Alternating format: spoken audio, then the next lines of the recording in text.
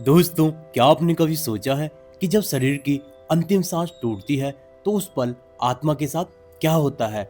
जैसे ही प्राण पखेरु उड़ते हैं, आत्मा अचानक खुद को शरीर से बाहर एक दर्शक की तरह खड़ा पाती है। वो अपने प्रियजनों को रोते हुए देखती है, उन्हें पुकारती है, उन्हें छूने की कोशिश करती है, लेकिन अफसोस, ना उसकी आवाज कोई सुन पाता है और ना ही उसका स्पर्श कोई महसूस कर पाता है। दोस्तों, गरुड़ पुराण के अनुसार मृत्यु के शुरुआती कुछ घंटों में आत्मा व्याकुल होकर वापस अपने नश्वर शरीर में प्रवेश करने की कोशिश करती है। दोस्तों, लेकिन यमदूतों का अदृश्य पास उसे रोक लेता है। इसके बाद शुरू होता है सबसे रहस्यमयी सफर। दोस्तों, कहा जाता है कि दो विकराल यमदूत आत्मा को पकड़कर बिजली की गति से सीधे यमलोक ले जाते हैं, जहां अंधेरे गलियारों के बीच उसे उसके जीवन भर के कर्मों का एक ट्रेलर दिखाया जाता है, जिसे देखकर वो अपने किए पर या तो गर्व करता है या फिर पश्चाताप की अग्नि में जलने लगता है। लेकिन यह सफर यहीं खत्म नहीं होता। ठीक 24 घंटे बाद उस आत्मा को फिर से उसी स्थान पर वापस लाया जाता है जहां उसने प्राण त्यागे थे। इन 24 घंटों में आत्मा अपने घर के आंगन में एक अदृश्य साये की तरह घूमती है, मोह के कच्चे धागों में लिपटी रहती है और खुद अपने ही अंतिम संस्कार का मूक साक्षी बनती है। वह फटी आंखों से देखती है कि कैसे जिस देह को उसने पूरी जिंदगी घी चंदन से संवारा, उसे एक झटके में लकड़ियों के ढेर पर रखकर राख के ढेर में बदल दिया गया। इन घंटों के दौरान उसे प्रचंड भूख और प्यास तड़पाती है, लेकिन बिना भौतिक शरीर के वो कुछ ग्रहण नहीं कर पाती। यहाँ परिवार द्वारा दिया गया पिंडदान ही उसकी एकमात्र ऊर्जा और सहारा बनता है। आधी रात के सन्नाटे में जब दुनिया गहरी नींद में सो रही होती है, वो आत्मा अपने ही घर के पुराने कोनों में अपनी स्मृतियों को आखिरी बार समेट रही होती है।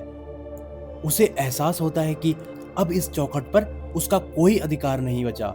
लेकिन यहाँ एक और खौफनाक सत्य जुड़ा है।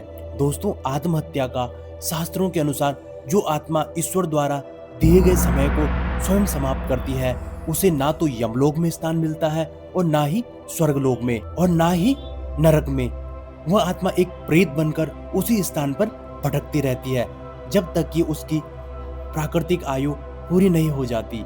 ऐसी आत्माओं के लिए 24 घंटे नहीं बल्कि सालों का अंधकारमय इंतजार शुरू होता है, जहां ना कोई उन्हें सुन पाता है और ना ही उनकी मुक्ति का कोई मार्ग दिखता है। दोस्तों, अकाल मृत्यु प्राप्त आत्माएं वायुमंडल में बिना किसी सहारे के तड़पती है, प्यास से व्याकुल होकर हवा को चाटती है और अपने अधूरे सपनों की आग में जलती रहती है। जैसे ही शमशान की राख ठंडी होती है और सूर्य की पहली किरण फूटती है, यमदूत फिर से प्रकट होते हैं और उसे उस अनंत अंधेरे और अनजान रास्ते पर खींच ले जाते हैं, जहां से आज तक कोई वापस नहीं लौटा।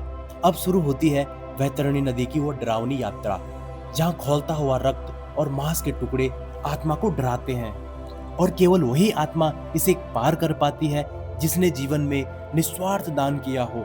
यमराज के दरबार की ओर बढ़ते हुए उसे 16 भयानक नगरों से गुजरना पड़ता है, जहां हर कदम पर उसके पिछले जन्मों के पाप उसे कांटों की तरह चुभते हैं। उसे चीखने चिल्लाने की भी अनुमति नहीं होती, क्योंकि यमदूतों की गूंजती हुई आवाजें याद दिलाती रहती है कि इंसान, तूने पूरी उम्र जिसे अपना समझा वो सब यहीं रह गया। अब तू अकेला है और तेरे कर्म ही तेरा एकमात्र सच है। दोस्तों, अंत में जब वह यमराज के विशाल सिंहासन के सामने खड़ी होती है, तो उसके पास ना कोई बहाना होता है और ना ही कोई वकील। वहाँ केवल न्याय का तराजू होता है, जो तय करता है कि उसे स्वर्ग की शांति मिलेगी या नरक की अंतहीन यात्राएं। और इसी के साथ पृथ्वी का यह अध्याय हमेशा हमेशा के लिए बंद हो जाता है। दोस्तों, अगर आपको ये स्टोरी आगे सुनी है तो प्लीज कमेंट में जरूर बताएं।